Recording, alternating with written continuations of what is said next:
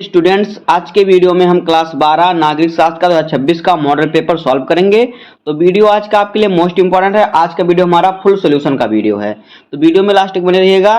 आज के वीडियो में पूरे पेपर को सॉल्व करेंगे। तो अगर आप वीडियो पर हैं तो वीडियो को लाइक कर दीजिए, चैनल पर हैं सब्सक्राइब कर दीजिए, बेल आइकन को प्रेस कर दीजिए, क्योंकि बोर्ड एग्जाम के हर इंपॉर्टेंट टॉपिक का वीडियो आपको चैनल पर डेली मिलता रहेगा। तो ये वीडियो को स्टार्ट करते हैं। देखिए, समय हमारा होता है 3 घंटे 15 मिनट का और पूर्णांक हमारा होता है 100 नंबर का। यहाँ पे देखिए पेपर कोड हमारा है 323 इंटू EQ, ये हमारा पेपर कोड है। अब देखिए हमें नोट में क्या दिया हुआ है। यहाँ पे देखिए नोट में हमें दिया है कि प्रारंभ के 15 मिनट परीक्षार्थियों को प्रश्न पत्र पढ़ने के लिए निर्धारित हैं। निर्देश में हमारा पहला निर्देश है कि प्रारंभ के 15 मिनट परीक्षार्थियों को प्रश्न पत्र पढ़ने के लिए निर्धारित हैं। आपको क्या करना है, शुरुआत में आपको जो 15 मिनट मिलता है उसमें आपको प्रश्न पत्र पढ़ना होता है। दूसरा, सभी प्रश्न अनिवार्य हैं। आगे प्रश्न संख्या 1 से 10 तक बहुविकल्पीय प्रश्न है। और चौथा है प्रश्न संख्या 11 से 20 तक अति लघु उत्तरीय प्रश्न है, जिनका उत्तर प्रत्येक लगभग 10 शब्दों में देना है। पांचवा निर्देश है कि प्रश्न संख्या 21 से 26 तक लघु उत्तरीय फर्स्ट प्रकार का प्रश्न है, जिनका उत्तर प्रत्येक लगभग 50 शब्दों में देना है। और प्रश्न संख्या 27 से 30 लघु उत्तरीय सेकंड प्रकार का प्रश्न है, जिनका उत्तर प्रत्येक लगभग 100 से 125 शब्दों में देना है। और फिर छठवां निर्देश है कि प्रश्न संख्या 31 से 32 दीर्घ उत्तरीय प्रश्न है, जिनका उत्तर लगभग 250 शब्दों में देना है। और फिर सातवां है सभी प्रश्नों के निर्धारित अंक उनके सामने दिए गए हैं। अब देखिए हमारा आ गया बहुविकल्पीय प्रश्न। तो बहुविकल्पीय प्रश्न हमारा देखिए क्या कह रहा है। देखिए कह रहा है कि नोट में दिया है निम्नलिखित 10 प्रश्नों में से प्रत्येक के 4 विकल्प दिए गए हैं। इनमें से सही विकल्प को चुनकर उसे अपनी उत्तर पुस्तिका में लिखिए। आपको 10 बहुविकल्पीय प्रश्न दिए हैं, जिनमें से हर प्रश्न के 4 विकल्प दिए गए हैं। उसमें जो सही है उसको आपको अपनी कॉपी में लिखना होगा, चारों को नहीं लिखना है। तो पहला क्वेश्चन है कि सोवियत संघ का विघटन क्यों हुआ। का ऑप्शन है सोवियत संघ पर आर्थिक दबाव था। और फिर खा ऑप्शन है सोवियत संघ में प्रशासनिक और राजनीतिक रूप से गतिरोध था। और गा ऑप्शन है का और खा दोनों। और घा ऑप्शन है उपयुक्त में से कोई नहीं। तो देखिए इसका सही उत्तर हो जाएगा सोवियत संघ पर आर्थिक दबाव था और फिर सोवियत संघ में प्रशासनिक और राजनीतिक रूप से विरोध क्या था, गतिरोध था, रुकावट थी। तो यहाँ पे ऑप्शन नंबर गा सही हो जाएगा, का और खा दोनों सही हो जाएगा। उसके बाद देखिए दूसरा क्वेश्चन है कि दक्षिण पूर्व एशियाई राष्ट्रों के संगठन यानी आसियान की स्थापना कब हुई। का ऑप्शन है 1966, खा ऑप्शन है 1967 और गा ऑप्शन है 1968 और घा ऑप्शन है 1969। तो इसका सही उत्तर हो जाएगा 1967। तो यहाँ पे ऑप्शन नंबर खा सही हो जाएगा। तीसरा क्वेश्चन है कि श्रीलंका में बहुसंख्यक वर्ग कौन सा है। का ऑप्शन है सिंहली, खा ऑप्शन है तमिल, गा ऑप्शन है ईसाई और घा ऑप्शन है मुस्लिम। तो इसका सही उत्तर हो जाएगा सिंहली। तो यहाँ पे ऑप्शन नंबर का सही हो जाएगा। उसके बाद देखिए चौथा क्वेश्चन है बांग्लादेश का गठन कब हुआ। का ऑप्शन है 1970, खा ऑप्शन है 1971, गा ऑप्शन है 1975 और घा ऑप्शन है 1991। तो देखिए इसका सही उत्तर हो जाएगा 1971। तो यहाँ पे ऑप्शन नंबर खा सही होगा। पांचवा क्वेश्चन है वर्ल्ड सोशल फोरम की चौथी बैठक 2004 में कहाँ हुई थी। का ऑप्शन है मुंबई, खा ऑप्शन है न्यूयॉर्क, गा ऑप्शन है ब्राजील और घा ऑप्शन है जर्मनी। तो इसका सही उत्तर हो जाएगा मुंबई। तो यहाँ पे ऑप्शन नंबर का सही हो जाएगा। 6 नंबर क्वेश्चन है कि संपूर्ण क्रांति के जनक कौन थे। का ऑप्शन है जवाहरलाल नेहरू, खा ऑप्शन है विनोबा भावे, गा ऑप्शन है महात्मा गांधी और घा ऑप्शन है जयप्रकाश नारायण। तो इसका सही उत्तर हो जाएगा जयप्रकाश नारायण। तो यहाँ पे ऑप्शन नंबर घा सही हो जाएगा। सातवां क्वेश्चन देखिए क्या है, कह रहा है कि राज्य पुनर्गठन अधिनियम के आधार पर 1956 में कितने राज्य बनाए गए थे। का ऑप्शन है 12, खा ऑप्शन है 14, गा ऑप्शन है 16 और घा ऑप्शन है 20। तो इसका सही उत्तर हो जाएगा 14। तो यहाँ पे ऑप्शन नंबर खा सही हो जाएगा। 8 नंबर क्वेश्चन हमारा है कि 1975 में संविधान के किस अनुच्छेद के आधार पर आपातकाल लागू किया गया, यानी इमरजेंसी लागू किया गया। का ऑप्शन है 351, खा ऑप्शन है 352, गा ऑप्शन है 356 और घा ऑप्शन है 360। तो 352 अनुच्छेद के आधार पर आपातकाल घोषित किया गया था। तो यहाँ पे ऑप्शन नंबर हमारा खा सही हो जाएगा। अब देखिए 9 नंबर क्वेश्चन है कि 1984 में ऑपरेशन ब्लू स्टार किस राज्य में चलाया गया। तो का ऑप्शन है जम्मू कश्मीर, खा ऑप्शन है पंजाब, गा ऑप्शन है राजस्थान, घा ऑप्शन है दिल्ली। तो इसका सही उत्तर हो जाएगा पंजाब, ऑप्शन नंबर खा। अब देखिए 10 नंबर क्वेश्चन है कि मंडल आयोग का गठन क्यों किया गया था? का ऑप्शन है सामाजिक एवं शैक्षिक पिछड़ेपन की व्यापकता का पता लगाने के लिए, और खा ऑप्शन है पिछड़ेपन को दूर करने के लिए उपाय सुझाने के लिए, और गा ऑप्शन है का और खा दोनों, और घा ऑप्शन उपयुक्त में से कोई नहीं। तो इसका सही उत्तर हो जाएगा का और खा दोनों, यानी कि सामाजिक शैक्षिक पिछड़ेपन की व्यापकता का पता लगाने के लिए और पिछड़ेपन को दूर करने के लिए उपाय सुझाने के लिए, इन दोनों के लिए किया गया था। तो यहाँ पे ऑप्शन नंबर गा सही हो जाएगा, का और खा दोनों। अब हमारा आ गया अति लघुत्तरीय प्रश्न। तो अति लघुत्तरीय प्रश्न में प्रश्न संख्या 11 कह रहा है कि यूरोपीय संघ की स्थापना का क्या उद्देश्य था? तो इसका उत्तर देखिए, यूरोपीय संघ की स्थापना का उद्देश्य आर्थिक सहयोग बढ़ाना, व्यापार को सरल बनाना, शांति बनाए रखना, सदस्य देशों के बीच एकता को बढ़ावा देना और नागरिकों को स्वतंत्र आवाजाही की सुविधा प्रदान करना, ये था। उसके बाद देखिए 12 नंबर क्वेश्चन है कि वैश्वीकरण के कारण भारत में उपलब्ध खाद्य पदार्थों में आए परिवर्तन में से किन्हीं दो का उदाहरण दीजिए। तो देखिए उत्तर, पहला विदेशी फास्ट फूड चेन, जैसे हमारा क्या हो गया, मैकडॉनल्ड्स, पिज्जा हट आदि का प्रसार। दूसरा है आयातित खाद्य पदार्थ, जैसे कि कीवी, एवोकाडो और की उपलब्धता, यानी इनकी सरलता से उपलब्ध मिल जाते हैं, मतलब सरलता हमें कहीं भी मिल जाते हैं। अब देखिए 13 नंबर क्वेश्चन है, विश्व स्वास्थ्य संगठन WHO यानी कि संयुक्त राष्ट्र की एक ऐसी एजेंसी है जो वैश्विक स्वास्थ्य मुद्दे पर काम करती है। इसके जो हमारा प्रश्न है, कह रहा है कि विश्व स्वास्थ्य संगठन क्या है, इसका मुख्य उद्देश्य क्या है? तो विश्व स्वास्थ्य संगठन क्या है? WHO जो है ये विश्व स्वास्थ्य संगठन है, ये संयुक्त राष्ट्र की एक एजेंसी है जो वैश्विक स्वास्थ्य मुद्दे पर काम करती है। इसका मुख्य उद्देश्य है विश्व भर में स्वास्थ्य स्तर को सुधारना, बीमारियों को रोकना और अंतरराष्ट्रीय स्वास्थ्य सहयोग को प्रोत्साहित करना। अगला क्वेश्चन है 14 नंबर क्वेश्चन है, भारत और चीन के मध्य विवाद के दो कारण लिखिए। तो देखिए उत्तर, सीमा विवाद, अरुणाचल प्रदेश और अक्साई चीन क्षेत्र में, यहाँ पे क्या है, सीमा विवाद है। उसके बाद चीन का पाकिस्तान के साथ सहयोग और भारत में रणनीतिक क्षेत्रों में हस्तक्षेप, ये चीन और भारत के बीच में विवाद के कारण हैं। 15 नंबर क्वेश्चन है, संयुक्त राष्ट्र संघ के किन्हीं दो अंगों के नाम लिखिए। एक है संयुक्त राष्ट्र महासभा और दूसरा है सुरक्षा परिषद, ये संयुक्त राष्ट्र संघ के दो अंग हैं। 16 नंबर क्वेश्चन है कि 1975 में आपातकाल की घोषणा किसने की? तो देखिए 1975 में आपातकाल की घोषणा इंदिरा गांधी ने की थी, भारत की तत्कालीन प्रधानमंत्री ने, उस समय भारत की प्रधानमंत्री यही थी। 17 नंबर क्वेश्चन हमारा है, 1975 में संपूर्ण क्रांति की अवधारणा क्या थी? तो इसका उत्तर देखिए, संपूर्ण क्रांति जयप्रकाश नारायण द्वारा प्रस्तावित एक सामाजिक और राजनीतिक आंदोलन था जिसमें भ्रष्टाचार, आर्थिक असमानता और राजनीतिक दमन के खिलाफ लड़ाई और समाज में व्यापक सुधार का आह्वान किया गया था। तो इतना ही आपको लिखना है। 18 नंबर क्वेश्चन हमारा है कि 1953 में भारत में राज्य पुनर्गठन आयोग नियुक्त करने के किन्हीं दो कारण का नाम उल्लेख कीजिए। इसका उत्तर हो जाएगा भाषाई आधार पर राज्यों के पुनर्गठन की मांग, दूसरा है प्रशासनिक दक्षता और राष्ट्रीय एकता सुनिश्चित करना, इतना आपको लिखना है। उसके बाद देखिए 19 नंबर क्वेश्चन है कि गोवा को स्वतंत्रता कब मिली? तो उत्तर देखिए, गोवा को 19 दिसंबर 1961 को भारतीय सेना के ऑपरेशन विजय के बाद स्वतंत्रता मिली। 20 नंबर क्वेश्चन हमारा है, मणिपुर की मुख्य समस्या क्या है? इसका उत्तर देखिए, मणिपुर की मुख्य समस्याएं हैं उग्रवाद, जातीय संघर्ष और विकास की कमी। अब देखिए हमारा आ गया लघुत्तरीय फर्स्ट प्रकार का प्रश्न। तो यहाँ पे 21 नंबर क्वेश्चन है कि वैश्विक राजनीति में पर्यावरण की चिंता क्यों आवश्यक है? इसका उत्तर देखिए किस प्रकार से आपको लिखना है, पर्यावरण की चिंता इसलिए आवश्यक है क्योंकि जलवायु परिवर्तन, प्रदूषण, प्राकृतिक संसाधन का क्षरण और जैव विविधता की हानि जैसी समस्याएं वैश्विक हैं और इनका प्रभाव सभी देशों पर पड़ता है। यह समस्याएं सीमाओं तक सीमित नहीं रहती हैं और इनसे निपटने के लिए अंतर्राष्ट्रीय सहयोग और नीतियों की आवश्यकता है। उसके बाद देखिए हमारा 22 नंबर क्वेश्चन है कि साझी परंतु अलग अलग जिम्मेदारियों का सिद्धांत किस क्षेत्र से संबंधित है, इसकी व्याख्या कीजिए।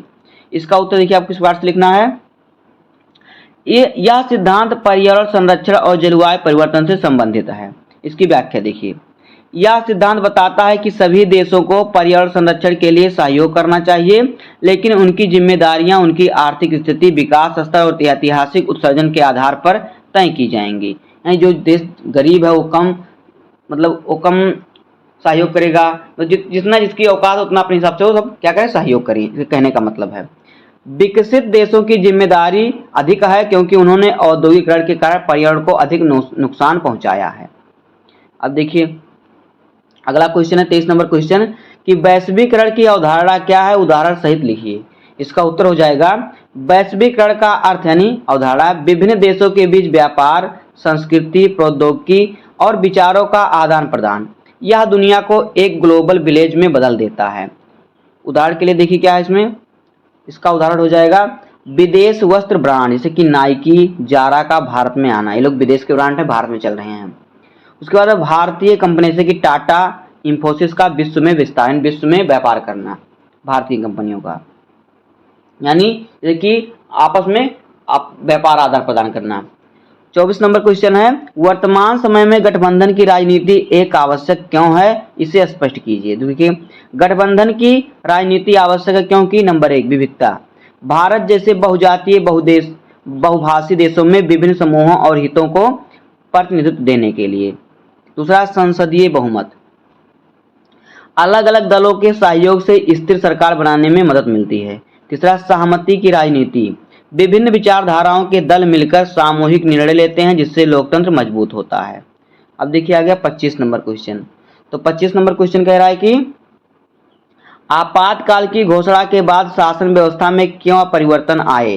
तो उत्तर देखिए भारत की, यहाँ पे देखिए इसका उत्तर नहीं लिखा गया, इसका उत्तर आप खुद लिखिएगा। उसके बाद 26 नंबर क्वेश्चन है कि भारत की गुटनिरपेक्षता नीति की मुख्य विशेषताएं बताइए। तो इसका उत्तर देखिए भारत की गुटनिरपेक्षता नीति की मुख्य विशेषताएं क्या, मौलिक अधिकार निलंबित, नागरिकों के मौलिक अधिकारों पर रोक लगा दी गई। उसके बाद सेंसरशिप, प्रेस की स्वतंत्रता को पर प्रतिबंध लगाया गया। तीसरा विरोध का दमन, राजनीतिक विपक्ष को दबाने के लिए नेताओं और कार्यकर्ताओं को गिरफ्तार किया गया। और फिर चौथा है केंद्र का प्रभुत्व, राज्यों की स्वायत्तता सीमित हो गई। अब देखिए आ गया लघु उत्तरीय सेकंड प्रकार का प्रश्न। तो यहाँ पे 27 नंबर क्वेश्चन है एशिया दक्षिण एशिया में सार्क की भूमिका की आलोचनात्मक विवेचना कीजिए। तो देखिए सार्क की स्थापना क्षेत्रीय सहयोग को बढ़ावा देने के उद्देश्य से की गई थी, लेकिन यह अपनी अपेक्षाओं को खरा नहीं उतर पाया, अपनी अपेक्षाओं पर खरा नहीं उतर पाया, जिसके लिए बनाया गया था उस पर खरा नहीं उतर पाया। इसकी आलोचना के कुछ प्रमुख बिंदु निम्नलिखित हैं। देखिए राजनीतिक मतभेद, सदस्य देशों के बीच राजनीतिक मतभेद और अविश्वास सार्क को प्रभावित करते हैं। भारत पाकिस्तान संबंधों में तनाव और अन्य देशों के द्विपक्षीय मुद्दे सार्क की बैठकों को प्रभावित करते हैं। उसके बाद आर्थिक असमानता, सदस्य देशों के बीच आर्थिक विकास में काफी अंतर है जिससे सहयोग के प्रयासों में बाधा आती है। बड़े देश छोटे देश के हितों की अनदेखी कर सकते हैं। उसके बाद है परियोजनाओं का धीमा कार्यान्वयन। तो देखिए सार्क के तहत कई परियोजनाएं शुरू की गई लेकिन इनका कार्यान्वयन बहुत धीमा है, इससे क्षेत्रीय सहयोग कमजोर होता है। बाहरी हस्तक्षेप, अगला हेडिंग है बाहरी हस्तक्षेप। देखिए बड़े देशों का हस्तक्षेप सार्क के निर्णयों को प्रभावित करता है और क्षेत्रीय सहयोग को कमजोर बनाता है। हमारा आ गया 28 नंबर क्वेश्चन। तो 28 नंबर क्वेश्चन है कि वर्तमान विश्व व्यवस्था के संदर्भ में संयुक्त राष्ट्र संघ की भूमिका का परीक्षण कीजिए। तो इसका उत्तर आपको लिखना है कि संयुक्त राष्ट्र संघ वर्तमान विश्व व्यवस्था में एक महत्वपूर्ण भूमिका निभाता है। यह अंतर्राष्ट्रीय शांति और सुरक्षा बनाए रखने, मानव अधिकारों की रक्षा करने और विकास को बढ़ावा देने के लिए काम करता है। हालांकि संयुक्त राष्ट्र संघ भी कई चुनौतियों का सामना कर रहा है। हेडिंग इसका है सुरक्षा परिषद की सीमाएं। तो देखिए सुरक्षा परिषद में अस्थायी सदस्यों के पास वीटो पावर होने के कारण यह अग्रसर प्रभावी ढंग से कार्य करने में असमर्थ रहती है। अगला हेडिंग है वैश्वीकरण की चुनौतियां। वैश्वीकरण के कारण उभरती हुई चुनौतियां जैसे कि जलवायु परिवर्तन, आतंकवाद, महामारी से निपटने के लिए संयुक्त राष्ट्र संघ को नए तरीकों से सोचना होगा। अगला हेडिंग है संसाधनों की कमी। संयुक्त राष्ट्र संघ के पास सीमित संसाधन हैं जिसके कारण यह अपनी सभी जिम्मेदारियों को पूरा करने में सक्षम नहीं होता है। अब देखिए 29 नंबर क्वेश्चन हमारा है भारतीय विदेश नीति की किन्हीं 4 विशेषताओं का वर्णन कीजिए। तो उत्तर देखिए, भारतीय विदेश नीति की कुछ प्रमुख विशेषताएं निम्नलिखित हैं। अनबंधित नीति, भारत किसी भी गुट में शामिल नहीं होना चाहता और स्वतंत्र विदेश नीति अपनाता है। उसके बाद है गुट निरपेक्षता, भारत ने गुट निरपेक्ष आंदोलन में महत्वपूर्ण भूमिका निभाई और आज भी गुट निरपेक्षता को अपनी विदेश नीति का आधार मानता है। आगे है, अगला हेडिंग है असंतुलित संबंध, भारत के पड़ोसी देशों के साथ उसके संबंध हमेशा मधुर नहीं रहे हैं, विशेषकर पाकिस्तान के साथ। आगे विकास सहयोग, भारत विकासशील देशों के साथ विकास सहयोग को बढ़ावा देता है। अब देखिए हमारा आ गया 30 नंबर क्वेश्चन। तो 30 नंबर क्वेश्चन में हमारा है जम्मू कश्मीर की समस्या के कारण क्या हैं, भारतीय सरकार इसे किस प्रकार से हल करने का प्रयास कर रही है। तो उत्तर देखिए, जम्मू कश्मीर की समस्या के कारण और समाधान के प्रयास। देखिए समस्या के कारण, जम्मू कश्मीर की समस्या के कारण, यहाँ पे देखिए नंबर 1 है ऐतिहासिक विवाद, 1947 में भारत पाकिस्तान विभाजन के दौरान कश्मीर का भारत में विलय और पाकिस्तान का विरोध। दूसरा है आतंकवाद, पाकिस्तान प्रायोजित आतंकवाद। तीसरा धार्मिक और सांस्कृतिक विभाजन, कश्मीर में अलगाववादी मानसिकता और सामाजिक असंतोष। चौथा है राजनीतिक अस्थिरता। तो देखिए स्थानीय सरकारों और केंद्र के बीच तनाव। अब देखिए अगला हमारा आगे भारतीय सरकार के समाधान के प्रयास। तो देखिए पहला है अनुच्छेद 370 का निष्कासन 2019 में जम्मू कश्मीर को विशेष दर्जा प्राप्त कर केंद्र शासित प्रदेश बनाया गया। दूसरा है विकास योजनाएं, क्षेत्र में बुनियादी ढांचे और रोजगार के अवसरों को बढ़ावा देना। तीसरा है आतंकवाद के खिलाफ कार्यवाही, सेना और सुरक्षा बलों द्वारा आतंकवाद को नियंत्रित करने का प्रयास। चौथा है समाज में समावेश, कश्मीरी युवाओं को मुख्य धारा में लाने के लिए शैक्षिक और सांस्कृतिक कार्यक्रम। अब देखिए हमारा आ गया दीर्घ उत्तरीय प्रश्न। तो इन क्वेश्चनों का आंसर आपको 250 शब्दों में देना है। तो यहाँ पे देखिए 31 नंबर क्वेश्चन हमारा है कि यूरोपीय संघ को शक्तिशाली संगठन बनाने वाले किन्हीं 4 कारकों की व्याख्या कीजिए। तो इसका उत्तर देखिए यूरोपीय, यहाँ पे रहेगा यूरोपीय। देखिए यूरोपीय संघ को विश्व की सबसे शक्तिशाली आर्थिक और राजनीतिक संस्थाओं में से एक बनाया है। इसकी शक्ति के पीछे कई कारक काम करते हैं। देखिए नंबर 1 है एकल बाजार, यूरोपीय संघ ने एकल बाजार की स्थापना की है जिसके तहत सदस्य देशों के बीच व्यापार बाधाओं को हटा दिया गया। इससे व्यापार और विदेश की निवेश की वृद्धि हुई है और आर्थिक विकास की गति मिली, यानी आर्थिक विकास आगे बढ़ा है। दूसरा है एकल मुद्रा, यूरोपीय संघ के अधिकांश देशों ने एकल मुद्रा यानी कि यूरो को अपनाया है। इससे मुद्रा परिवर्तन की समस्या समाप्त हुई और व्यापार को आसान बनाया गया है। तीसरा है सामूहिक निर्णय लेना। तो देखिए कह रहा है यूरोपीय संघ में महत्वपूर्ण निर्णय सामूहिक रूप से लिए जाते हैं। इससे सदस्य देशों के बीच एकता और सहयोग बढ़ता है और वे अंतर्राष्ट्रीय मंच पर एक मजबूत आवाज बन पाते हैं। चौथा है साझा नीतियां, यूरोपीय संघ ने कृषि, पर्यावरण, न्याय और अन्य क्षेत्रों में साझा नीतियां अपनाई हैं। इससे सदस्य देशों के बीच समन्वय बढ़ता है और वे वैश्विक चुनौतियों से अधिक प्रभावी ढंग से निपट पाते हैं। इतना आपको लिखना है। अब देखिए अथवा करके हमें दूसरा क्वेश्चन दिया है कि भारत और पाकिस्तान के मध्य विवाद के क्या कारण हैं, इन्हें सुलझाने के लिए क्या उपाय किए जा सकते हैं। यह क्वेश्चन बहुत ही इंपॉर्टेंट है, हर साल पूछता है। तो देखिए इसका उत्तर, भारत और पाकिस्तान के बीच विवाद का मुख्य कारण कश्मीर मुद्दा है। कश्मीर मुद्दा यानी सबसे बड़ा कारण क्या, कश्मीर है। इसके अतिरिक्त जल संसाधनों, सीमा विवाद, आतंकवाद भी दोनों देशों के बीच तनाव का कारण है। अब देखिए विवाद के कारण, हेडिंग हमारा है विवाद के कारण। तो देखिए कश्मीर मुद्दा, दोनों देश कश्मीर को अपना हिस्सा मानते हैं। दूसरा जल संसाधन, सिंधु नदी के पानी के बंटवारे को लेकर विवाद। तीसरा सीमा विवाद, सीमा के कुछ हिस्सों को लेकर दोनों देशों के बीच मतभेद है। तीसरा चौथा आतंकवाद, पाकिस्तान से आने वाले आतंकवादी हमले भारत में अशांति फैलाते हैं।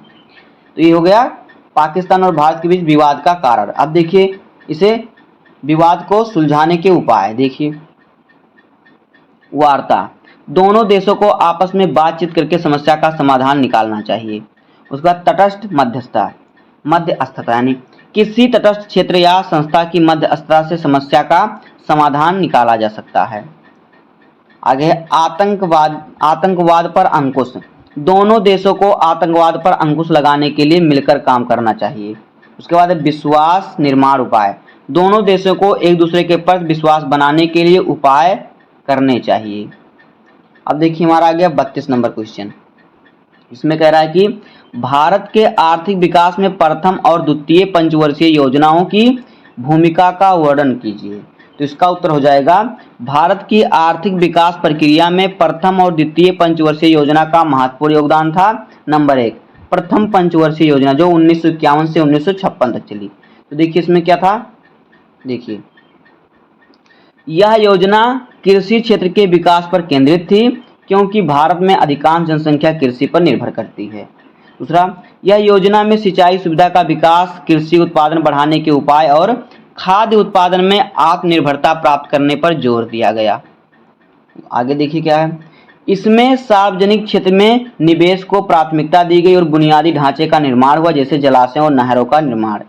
अब हेडिंग हमारा है दूसरा द्वितीय पंचवर्षीय योजना जो 1956 से 1961 तक चली। देखिए यह योजना औद्योगिकीकरण और भारी उद्योगों की स्थापना पर केंद्रित थी। योजना का मुख्य उद्देश्य भारत को औद्योगिक दृष्टि से आत्मनिर्भर बनाना था, जिसके लिए सार्वजनिक क्षेत्र की महत्वपूर्ण भूमिका निर्धारित की गई थी। आगे देखिए आगे कि इसमें ऊर्जा, धातु, इंजीनियरिंग और रसायन उद्योगों का विकास किया गया। इसके माध्यम से भारत ने बुनियादी ढांचे के लिए कई उद्योग स्थापित किए जैसे भांगड़ा, नंगल, बांध और स्टील संयंत्र। ये बस आपको इतना ही लिखना है। अथवा करके देखिए क्वेश्चन क्या दिया हुआ है, कह रहा है कि स्वतंत्रता के समय विकास के प्रश्न पर प्रमुख मतभेद क्या थे, उन्हें कैसे सुलझाया गया। ये भी क्वेश्चन बहुत ही इंपॉर्टेंट है। तो देखिए इसका उत्तर, स्वतंत्रता के समय भारत में विकास के प्रश्न पर मुख्य मतभेद ये थे। देखिए क्या हेडिंग हमारा है औद्योगिकीकरण बनाम कृषि। कुछ लोग औद्योगिकीकरण पर जोर देते थे जबकि अन्य कृषि विकास को प्राथमिकता देते थे। दूसरा है सार्वजनिक क्षेत्र में बनाम निजी क्षेत्र। कुछ लोग सार्वजनिक क्षेत्र को बढ़ावा देने के पक्ष में थे जबकि अन्य निजी क्षेत्र को अधिक स्वतंत्रता देने के पक्ष में थे। उसके बाद है आत्मनिर्भरता बनाम वैश्वीकरण। कुछ लोग आत्मनिर्भर अर्थव्यवस्था चाहते थे जबकि अन्य वैश्वीकरण के पक्ष में थे। हेडिंग हमारा आ गया इन मतभेदों को सुलझाने के लिए देखिए मिश्रित अर्थव्यवस्था उपाय जो किया गया। देखिए क्या किया गया, मिश्रित अर्थव्यवस्था। भारत ने मिश्रित अर्थव्यवस्था को अपनाया जिसमें सार्वजनिक और निजी दोनों क्षेत्र को महत्व दिया गया। अब है पंचवर्षीय योजना। आर्थिक विकास के लिए पंचवर्षीय योजना बनाई गई। उसके बाद है कृषि और उद्योग दोनों पर ध्यान। कृषि और उद्योग दोनों क्षेत्रों के विकास पर ध्यान दिया गया। आगे धीरे धीरे वैश्वीकरण। भारत ने धीरे धीरे वैश्वीकरण की ओर कदम बढ़ाया। तो दोस्तों इस प्रकार से हो जाएगा क्लास 12 नागरिक शास्त्र 2026 का model paper with full solution. आपको इसी प्रकार सॉल्व करना है, यही पेपर आपके बोर्ड एग्जाम में आएगा। तो इस पेपर को आप अच्छी तरीके से तैयार कर लीजिए। उम्मीद करता हूं कि आपको वीडियो पसंद आया होगा। अगर आपको वीडियो पसंद आए तो वीडियो को लाइक कर दीजिए, चैनल पर नए सब्सक्राइब कर दीजिए, बेल आइकन को प्रेस कर दीजिए क्योंकि बोर्ड एग्जाम के हर इंपॉर्टेंट टॉपिक का वीडियो आपको इस चैनल पर डेली मिलता रहेगा। तो मिलते हैं किसी नेक्स्ट वीडियो में, तब तक के लिए धन्यवाद। जय हिंद।